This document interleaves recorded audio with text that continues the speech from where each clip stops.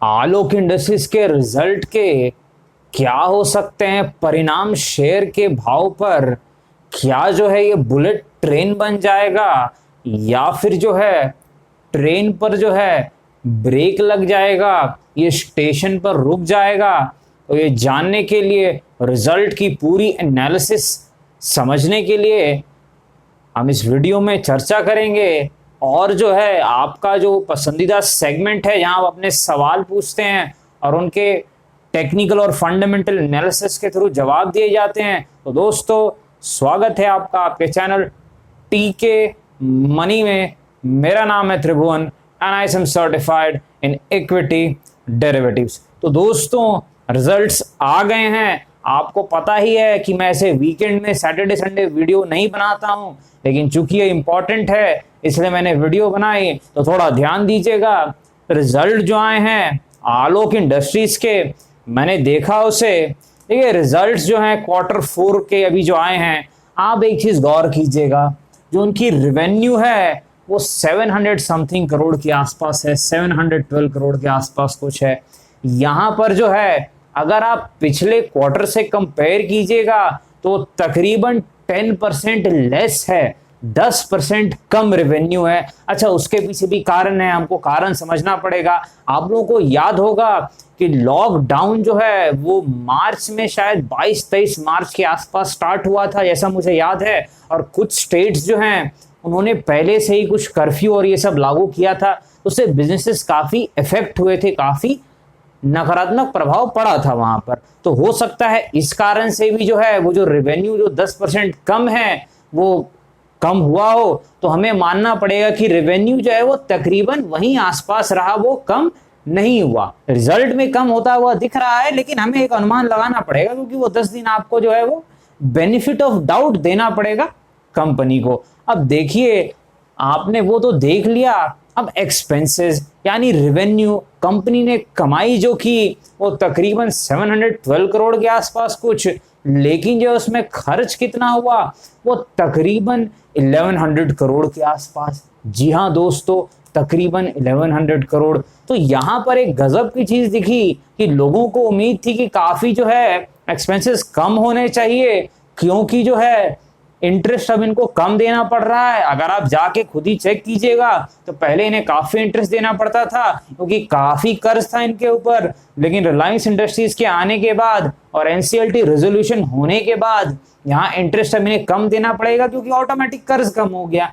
लेकिन मजे की बात है, अदर एक्सपेंसेस और इन सब को मिला करके नेट टू नेट एक्सपेंसेस इनको तकरीबन जो है वो 1100 करोड़ के आसपास हो गए हैं। यानी अगर आप सिंपल प्रॉफिट और लॉस निकालिएगा कि कमाई कितनी, तो इतना 700 करोड़ और खर्चा कितना, तो 1100 करोड़। तो आपको जो है समझ में आ जाएगा कि नेट टू नेट लॉस कितना, -400 करोड़ के आसपास। यानी कंपनी ने जो है इस क्वार्टर में कितना प्रॉफिट पोस्ट किया है, तो प्रॉफिट नहीं, लॉस पोस्ट किया है -400 करोड़, यानी कि 400 करोड़ का लॉस पोस्ट किया। अगर आप कंपेयर कीजिएगा पिछले क्वार्टर से, तो तकरीबन जो है इन्हें 189 करोड़ का लॉस हुआ था, तकरीबन 200 करोड़ का। और यहां पर जो है इन्हें तकरीबन 400 करोड़ का ऑपरेटिंग लॉस हुआ है, यानी ऑपरेटिंग लॉस जो बिजनेस करते हैं।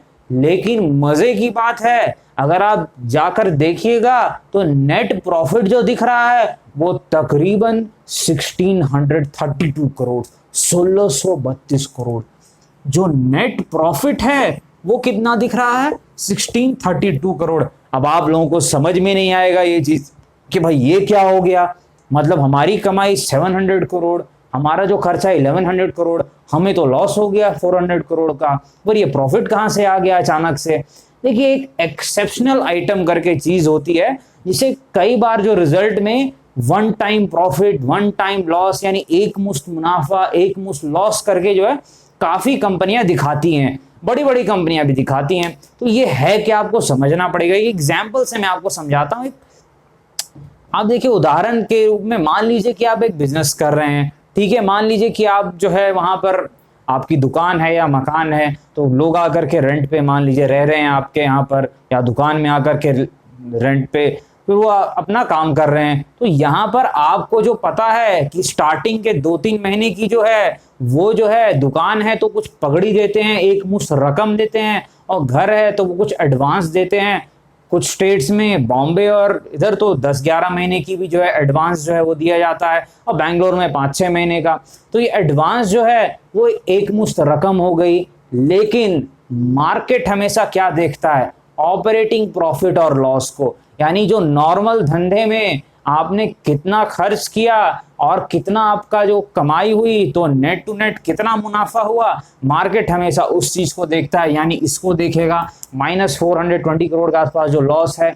क्यों? क्योंकि जो एक्सेप्शनल आइटम है एक बार तो आ गया, लेकिन क्या वो वापस फिर से वैसा ही मुनाफा हो पाएगा? नहीं। तो मार्केट जो है कभी ऐसे नहीं देखता है। जो फंडामेंटल एनालिसिस करते हैं, जो एक्सपर्ट हैं, वो कभी भी जो है ऑपरेटिंग प्रॉफिट लॉस को देख करके ही फिर वो अपना जो है कैलकुलेशन करते हैं। ईपीएस, अर्निंग पर शेयर, और प्राइस टू अर्निंग रेशियो वो निकालते हैं, और फिर वो देखते हैं इस सेक्टर का जो है क्या पी रेशियो है, उस हिसाब से वो यहाँ पर जो है उस स्टॉक को या उस कंपनी को वो उतना पी रेशियो देके एक प्राइस निकालते हैं कि इतना भाव होना चाहिए। यहां पर जो है 1600 करोड़ का जो प्रॉफिट दिख रहा है वो इसलिए हुआ है कि जो एक्सेप्शनल आइटम मैंने आपको समझाया कि एक मुश्त मुनाफा आपको किसी कारण से हो गया, वो तकरीबन 2052 करोड़ का था। ये एक्सेप्शनल आइटम है। तो मार्केट कभी भी जो एक्सेप्शनल चीजों को नहीं देखता है, इस चीज को आप याद रखिएगा। मार्केट हमेशा ऑपरेटिंग प्रॉफिट और लॉस को देखता है, क्योंकि वही असली चीज को बयां करती है बैलेंस शीट में। क्यों? क्योंकि ये जो एक मुश्त रकम आई है, सीधी बात है, आप अगर कोई बिजनेस कर रहे हैं तो महीने महीने क्या कमाई है उस हिसाब से जो मार्केट आपकी वैल्यूएशन आपको देगा, बजाय कि एक बार आपको कोई मुनाफा हो गया या लॉस भी हो गया, मार्केट उसको कभी नहीं देखता है, वो उसको भूल जाता है। मार्केट ऐसे ही बिहेव करता है, क्योंकि एनालिसिस ऐसे ही की जाती है। तो आपको यहाँ पर पता चल गया है कि यहाँ पर जो है कंपनी को जो है -420 करोड़ के आसपास का नेट लॉस हुआ है इस क्वार्टर में। एक चीज आपको ध्यान देना होगा, क्या इस लॉस से बहुत ज्यादा घबराने की जरूरत है? मुझे नहीं लगता इतना ज्यादा घबराने की भी जरूरत है, क्योंकि यहाँ पर जो है इनको लॉस होने का एक कारण ये भी है कि 10 दिन का जो लॉकडाउन था मार्च के आसपास ही, प्लस 5 दिन कर्फ्यू भी था कुछ कुछ स्टेट्स में, तो काफी चीजें वहां पर नेगेटिव रही है। इस कारण से जो है ये हुआ होगा। डीप में आपको और देखना पड़ेगा, लेकिन ये मेरा अनुमान रहा है। और दूसरी बात, कभी भी जो है मार्केट हमेशा आगे देखता है, वो पीछे नहीं देखता। तो मार्केट ये देखेगा कि रिलायंस इंडस्ट्रीज के आने के बाद क्या क्या जो है अच्छी चीजें हो सकती है। वो जो इनका जो रिटेल बिजनेस है रिलायंस का, जियो मार्ट के थ्रू कैसे इसको वो लिंक करें और अलग अलग प्रकार से कैसे इसकी वैल्यू बढ़ाएं, और आलोक इंडस्ट्रीज के शेयर होल्डर्स को मुनाफा हो, हर किसी के लिए जो है अच्छा हो, इस पर वो ध्यान देंगे। तो मार्केट आगे की देखता है, पीछे की कभी नहीं देखता। अगर मार्केट को आगे अच्छा दिखेगा तो शेयर का भाव ऊपर जाएगा, लेकिन अगर अभी आप यहाँ रिजल्ट देखेंगे तो नेट टू नेट जो है वो प्रॉफिट जो दिख रहा है 1632 करोड़, मैंने आपको पहले ही बताया था प्रॉफिट और लॉस तो सिर्फ एक छलावा है। अंदर जाकर के आपको रिजल्ट्स को देखना पड़ता है, इन डेप्थ एनालिसिस। तो अगर आप अंदर जाइएगा तो नेट लॉस इतना है। यहाँ पर आपको एक चीज ध्यान देनी है, अगर आप रिजल्ट को डीपली स्टडी करिएगा तो एक चीज आपको समझ में आ जाएगी कि यहाँ पर टारगेट, आपके मन में एक सवाल होगा कि सर अब टारगेट क्या होगा इसका, क्या ये जो है 500 का लेवल जा पाएगा एक साल में, मतलब क्या ये जो 250 का लेवल जा पाएगा।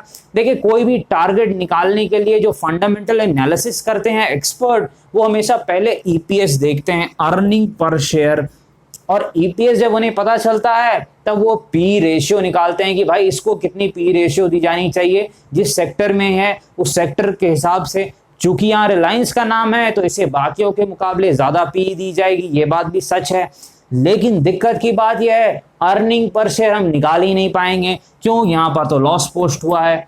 कभी भी आप इसको मत देखिएगा, जो प्रॉफिट है 1632 करोड़, ये एक्सेप्शनल आइटम है। एक बार का प्रॉफिट लॉस मार्केट कभी नहीं देखता है, मार्केट इसको देखता है हमेशा, net to net profit loss क्या है, ऑपरेटिंग प्रॉफिट लॉस क्या है। यहां पर ये जो लॉस है इसको देखने के बाद यहाँ ईपीएस निकालना कठिन है, क्योंकि वो तो नेगेटिव आ जाएगा। तो यहाँ पर जो है हमें और आने वाले क्वार्टर्स के रिजल्ट का इंतजार करना होगा। अगले क्वार्टर का रिजल्ट जो है वो मेरे ख्याल से 40-45 दिन में आ जाना चाहिए, और फिर जो है तस्वीर अच्छे से साफ होगी उसके अगले क्वार्टर में, जब इनको पीपी किट्स जो ये बना रहे हैं और N95 मास्क में जो ये हैं, इसका उन्हें मुनाफा दिखेगा काफी ज्यादा, जैसा अनुमान है लोगों का। तकरीबन हर दिन ये 1.5 लाख के आसपास पीपी किट्स बना रहे हैं, तो ये प्रॉफिट वहां दिखेगी। लेकिन आपको पता है अगर वहां प्रॉफिट होगा तो टेक्सटाइल बिजनेस में लॉस भी होगा, क्योंकि अभी जो है एक्सपोर्ट मार्केट जो है विदेश का वो काफी जो है वो ठंडे में पड़ा हुआ है, क्योंकि अभी ग्लोबल इकोनॉमी ठीक नहीं चल रही है। तो नेट टू नेट आपको देखना होगा रिजल्ट कैसे होते हैं। अभी टारगेट देना ठीक नहीं रहेगा, लेकिन इतना जरूर तय है कि ये रिजल्ट्स देखते हुए अगर आप पूछिएगा कैसा है रिजल्ट्स, तो मैं कहूंगा रिजल्ट्स एवरेज हैं, ना ही बहुत अच्छा है ना ही बहुत ज्यादा खराब है, रिजल्ट्स एवरेज हैं। अगर आप 100 मार्क्स का ऐसे आपने एग्जाम दिया तो आप बोलोगे 50-55 के बीच में नंबर आए हैं, ना तो बहुत ही ज्यादा नंबर आया ना बहुत ही खराब जैसा था। तो यहाँ पर एवरेज सा रिजल्ट है। इस रिजल्ट पर एक चीज तो साफ है, आपको माननी पड़ेगी, चाहे आपको बुरा लगे या अच्छा, कि 500 का टारगेट नहीं आने वाला है, जो कुछ लोग बोल रहे थे। काफी लोग ये हवा उड़ा रहे थे कि भाई 500 का टारगेट, ये वो 500 का टारगेट नहीं आने वाला है। रही बात क्या 250 का टारगेट आएगा, क्या 250 आएगा, मुझे तो वो भी टारगेट आता हुआ नहीं दिख रहा है। क्या 150 आएगा, मुझे तो वो भी आता हुआ नहीं दिख रहा है। क्या ये 100 क्रॉस कर पाएगा इस साल, देखिए यहाँ पर थोड़ा सा डाउट है। लेकिन अगर फिर भी आप पूछेगा कि क्या 100 क्रॉस कर पाएगा, इस वक्त पर रिजल्ट्स को देखते हुए, बाकी चीजों को ध्यान रखते हुए, मार्केट के ऊपर जो मेरा व्यू है उसको देखते हुए, मुझे तो लगता है कि 100 का भी जो है वो क्रॉस नहीं कर पाएगा टारगेट, जो मेरा अनुमान है। लेकिन असली अनुमान लगाया तभी जाएगा जब अर्निंग पर शेयर हमारे सामने हो और वहां पर हम पी रेशियो निकाल के एक टारगेट दे सकें। अभी सिर्फ अनुमान लगाए जा रहे हैं, लेकिन अगर मुझसे पूछा जाए तो मुझे अभी ये तीनों टारगेट आते हुए नहीं दिखाई दे रहे हैं। रिजल्ट न्यूट्रल है, एवरेज रिजल्ट है, बहुत अच्छा रिजल्ट नहीं है और ना ही बहुत खराब है जैसा कुछ लोग उम्मीद कर रहे थे। तो थोड़ा ध्यान दीजिएगा इस चीज को और पोजीशनिंग उसी हिसाब से कीजिएगा।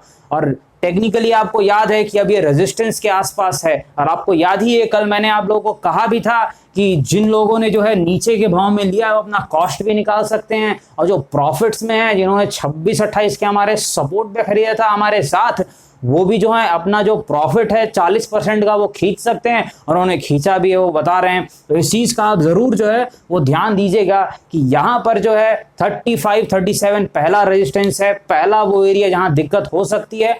ये एरिया अगर निकल जाए, अगर मार्केट को लगे कि हाँ भाई नहीं, रिजल्ट में मार्केट पॉजिटिव्स को देखे और मार्केट बोले कि चलो ये एरिया क्रॉस होता है 35-37 का रेजिस्टेंस एरिया, तो फिर आप लोग याद रखिएगा कि आपको जो है ऊपर के लेवल्स देखने को मिल सकते हैं।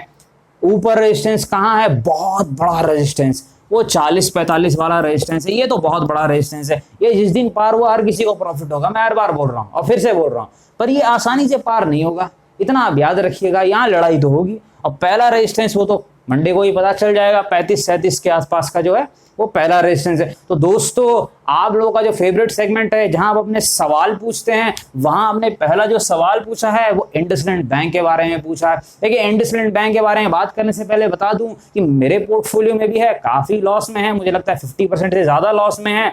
यहाँ पर एक चीज आप ध्यान दीजिएगा, आपको एक सीख भी मिलेगी यहाँ पर इंडसइंड बैंक से, कि मैंने जो है इसे जो खरीदा था वो सस्ता खरीदा था। ये 2000 से गिर के तकरीबन 1200-1300 कुछ आसपास आया था, और मैंने खरीदा ये सोचकर कि ये टेक्निकली भी सपोर्ट के आसपास था और फंडामेंटली भी मुझे ज्यादा महंगा नहीं लग रहा था। उसके बाद भी मुझे लॉस हुआ। तो सीख आपको क्या मिलती है कि एक चीज आपको ध्यान रखना है, रिस्क मैनेजमेंट हमेशा रखना है। किसी भी स्टॉक में जो है शुरुआत में 2.5 से 3% से ज्यादा फंड नहीं लगाने हैं, और एवरेज करने के बाद, 2 बार एवरेज करने के बाद 5% फंड, उससे ज्यादा फंड नहीं लगाने हैं, क्योंकि हो सकता है आपकी सारी एनालिसिस गलत भी हो सकती है। संभावना 5% ही है, पर हो सकती है। फंडामेंटल्स बहुत अच्छे थे इंडसइंड बैंक के उस वक्त पर, चीजें बदल गई, सीवी साइकिल घूम गया, कमर्शियल व्हीकल जहां ये काम करते हैं वहां नुकसान, काफी लोगों को इन्होंने लोन दिया था। रिलायंस कम्युनिकेशंस, एडीएजी ग्रुप में काफी एक्सपोजर था, जो अनिल अंबानी का ग्रुप है, जो बैंकरप्सी फाइल कर रहा है, कंगाल हो रहा है, वहां काफी ज्यादा इनका एक्सपोजर था। वहां जो है इनका पैसा काफी डूबा, लोन और काफी जगह डूबा। तो बहुत अच्छा बैंक था एक वक्त पर, स्टॉक माना जाए, और अब जो है वो देखिए कितना गिर गया ऊपरी स्तर से। एक बात है यहाँ पर, अगर कोई शॉर्ट टर्म देख रहे हैं तो 480-85 के आसपास एक सपोर्ट है, 480-485 इज सपोर्ट। ना एक चीज आप ध्यान रखिएगा कि अगर जो है मार्केट गिरता है तो ये सपोर्ट टूट सकता है, क्योंकि ये टेक्निकली स्टॉक मजबूत नहीं है, फंडामेंटली अभी भी न्यूट्रल है, उतना खराब नहीं है, फंडामेंटली अभी भी ठीक ठाक है, ना बहुत अच्छा ना बहुत खराब, टेक्निकली वीक है। तो ये कम मजबूत कब होगा? जब ये 600 के ऊपर चला जाए, 600 के ऊपर अगर ये क्लोजिंग दे दे तब ये मजबूत हो जाएगा। तो इस चीज का ध्यान दीजिएगा। Investment price to book value देखिए तो महंगा तो है नहीं, ये 400 के आसपास इनकी बुक वैल्यू है, तो ये 1.3 टाइम्स बुक वैल्यू के आसपास चल रहा है, महंगा नहीं है। लेकिन मार्केट का अपना ही तरीका है, जब मार्केट किसी चीज पे नेगेटिव हो जाती है तो वो फिर बेचते हैं लोग, ट्रेडर्स भी बेचेंगे। तो थोड़ा यहाँ पर ध्यान दीजिएगा। इंडसइंड बैंक ये वोलेटाइल स्टॉक है, वही लोग यहाँ ध्यान दें तो थोड़ा जोखिम ले सकते हैं। अब दूसरी बात जो है आपने पूछा है लार्सन एंड टर्बो के बारे में। लार्सन एक कमाल की कंपनी है। देखिए अगर आप इंडिया पर आपको लगता है इंडिया जबरदस्त ग्रोथ दिखाएगा अगले 20-25 साल में, तो लार्सन कंस्ट्रक्शन सेक्टर में, लार्सन जो है इंफ्रास्ट्रक्चर का बहुत बड़ा प्लेयर है। इंफ्रास्ट्रक्चर डेवलपमेंट काफी बाकी है इंडिया में, इन्हें सारे बड़े बड़े प्रोजेक्ट्स इन्हें मिलते हैं, बाहर भी मिलते हैं प्रोजेक्ट्स, और कमाल का मैनेजमेंट है। तो अगर जो है ये 900 के आसपास प्राइस है, अगर प्राइस थोड़ा गिरता है 800-850 एक अच्छा एक्युमुलेशन का जोन होगा, मैं भी वहां पर लेने की सोच रहा हूं स्टॉक। ये उन जैसे लोगों के लिए है जो कम रिस्क लेते हैं और कम रिटर्न में भी खुश रहते हैं, लेकिन वो आराम से सुकून से रह सकते हैं। कम रिस्क कम रिटर्न वाले प्लेयर के लिए अच्छा स्टॉक है, पोर्टफोलियो का स्टॉक है लार्सन। दूसरा जो है यूनिलीवर, ये भी बहुत ही कमाल का स्टॉक है, पोर्टफोलियो का स्टॉक है। अगर जो है ये सपोर्ट के आसपास आ जाए, थोड़ा गिरावट हो 2000 से 2100 के बीच में, 2000 से लेकर के 2100 के बीच में आपको मिल जाए तो बहुत अच्छा रहेगा। इस स्टॉक ने तकरीबन हमेशा इन्वेस्टर्स के पैसे बनाए हैं। ये ऐसा स्टॉक है जहां आप एक बार में 5% फंड भी लगा सकते हैं, आपको एवरेज करने की जरूरत तकरीबन नहीं पड़ेगी। अगर आप गलत भाव में ऊपर लेके फंस भी गए या आपको निकाल देगा, क्योंकि स्टॉक में ताकत है, इस चीज को आप ध्यान रखिएगा। अब देखिए एक और जो स्टॉक है स्टेट बैंक का रिजल्ट आए, आपने चर्चा करने के लिए कहा। मैंने जो रिजल्ट्स नहीं देखे हैं, मेरे पोर्टफोलियो में है, लेकिन मैंने अभी रिजल्ट्स देखे नहीं, मैं देखूंगा। पर टेक्निकली एक चीज बता दूं, मैं बहुत पहले से गौर कर रहा हूं, 200 के आसपास एक रेजिस्टेंस है स्टेट बैंक का। अगर स्टेट बैंक 200 के ऊपर टिक गया, 201 पे चला गया, तो वहां पर जो है ये 10-20% बहुत तेजी से भाग सकता है। तो ट्रेडर्स यहां पर क्या करेंगे, जैसे ही 201 जाएगा वो 200 का स्टॉप लॉस लेंगे, यानी ₹1 का लॉस, गलत हुए तो ₹1 का लॉस, और अगर ऊपर गया तो ये 10-20 रुपए देके जाएगा, यानी कम से कम 5 से 10% देके जाएगा, इतना आप याद रखिएगा। तो ट्रेडिंग के लिए मेरे रडार पे है। रिजल्ट मैंने नहीं देखे हैं, तो फंडामेंटली आपको पहले एक बार चर्चा भी हुई थी इसके ऊपर, और रिजल्ट मैं देख लेता हूँ फिर कुछ बात करूंगा। और एक और स्टॉक जो है आपका डॉक्टर लाल पैथलैब, देखिए ये भी जो कमाल की कंपनी है, मैनेजमेंट बहुत अच्छा है, जिस सेक्टर में है वहां ग्रोथ भी काफी है। और अगर आपको जो है थोड़ा और नीचे मिल जाए 1600 के आसपास प्राइस पे, तो काफी अच्छा रहेगा। कंपनी में कोई कमी नहीं है, सब कुछ ठीक है, बस प्राइस थोड़ा सा ज्यादा है। अगर नीचे मिल जाए तो काफी अच्छा है, नहीं तो फिर देखिए। तो ठीक है दोस्तों, वीडियो ठीक लगी लाइक करके, सब्सक्राइब करके, नोटिफिकेशन में ऑल क्लिक कर दीजिएगा। और जो है डिस्क्लेमर आपको पता है, ये वीडियो एजुकेशनल और इन्फॉर्मेशन पर्पस के लिए बनाई गई है। कृपया अपने वित्तीय सलाहकार से संपर्क करके कोई भी फैसले लें, क्योंकि बाजार में अनेक प्रकार की जोखिम है। धन्यवाद।